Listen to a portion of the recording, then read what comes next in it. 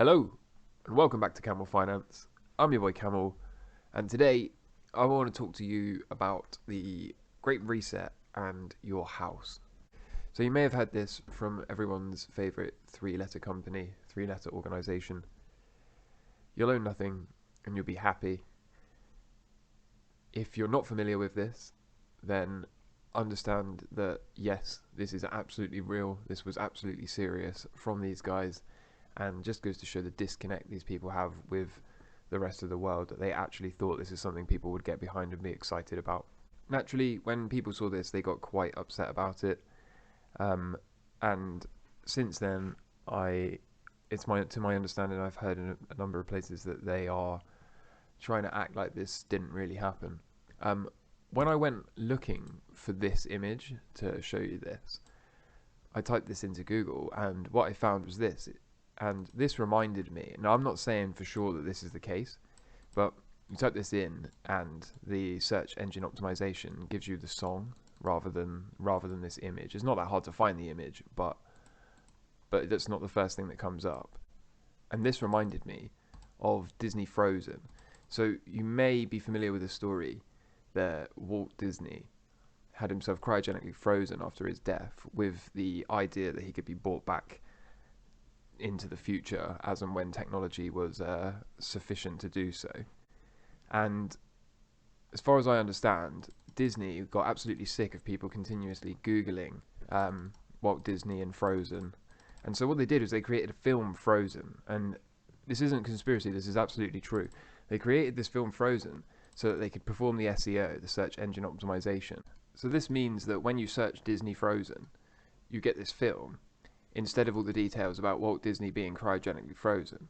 So this is just one example. I'm not saying that necessarily this is what's happened here, but when I went searching for this image and this came up, I just thought, I've seen this before somewhere. Oh yeah, I've seen it here. So I thought I'd just share that with you. To be clear, before we get into this, I am not advocating for mindless consumerism whatsoever. Personally, I don't wear any designer clothes. I don't care about designer shoes, expensive stuff like that. I like a nice car. I like a nice house. But I am absolutely not advocating for needlessly accumulating material items. What I am, however, talking about here is a small group of central banks and three-letter organisations attempting to own the entire world and rent it out to everybody. And this is not just pertinent to the houses, which we're just about to get into. This is everything from owning your house and renting it to you, to even things like your phone. You may have seen this. Apple wants you to subscribe to its new iPhone. This is for real. The term they use, and I like this, is the Netflixification of all your stuff. Because instead of own your phone, you will pay a subscription service to it. And therefore, you will own nothing and be happy about it. This isn't the first of its kind either. I know it mentions in this article that Peloton, also, they make some sort of bike that are quite expensive, and so instead of buying the bike, they realise they can just charge people a subscription service to rent the bike from them, and thus, you will own nothing, literally nothing, not even a smartphone or a push bike, let alone your house, and you'll be happy about it, if these people get their way. Okay, so, let's talk about your house then, and what this means for your house. Ever since the pandemic and the enormous expansion of the monetary supply and the inflation that we are ringing the alarm bells about every single day on this channel, Wall Street has been buying up family homes because the rent checks are too juicy to ignore. And while this might be true, that they can certainly make an awful lot of money from rent checks, this is not the only reason they've been buying. Wall Street has also been buying these houses because they need to protect from the inflation. One way to buy and hold and own tangible assets that will store value during times of high inflation is to own properties. It's not just Wall Street that was buying family homes the entire time. It's also banks, pension funds, asset managers. These are all buying thousands of new build and starter homes all the way through the pandemic, all the way through the time of massive monetary expansion, all the way through the time of inflation. They've been scrambling to buy as many houses as possible.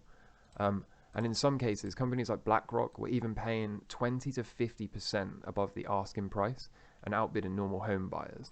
So the only reason they're willing to pay 20 to 50% above the asking price is because they are absolutely desperate to put tangible assets that will store value on their balance sheet. Houses have deep liquidity, that you can always buy houses. There's always more being built. It's easy to buy them for some people.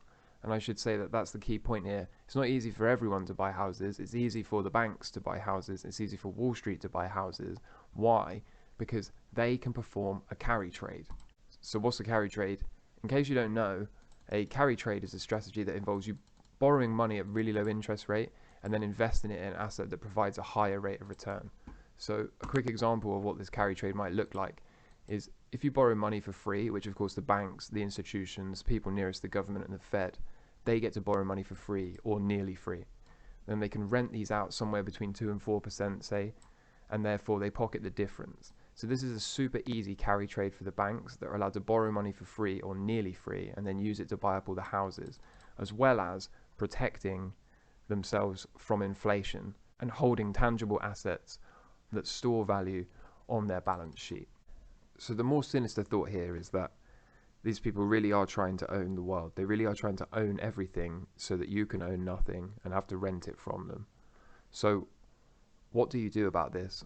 So you can get ready by lowering debt wherever possible. Now I know this isn't easy for everyone. I know a lot of people have debt for their mortgage. I know a lot of people have debt on credit cards, bank loans, cars on finance. But wherever possible, if you can get rid of debt or not take on any more debt, everywhere you go these days, we live in a world where they're incentivizing people to take stuff and pay for it later. You've got buy now, pay later schemes everywhere.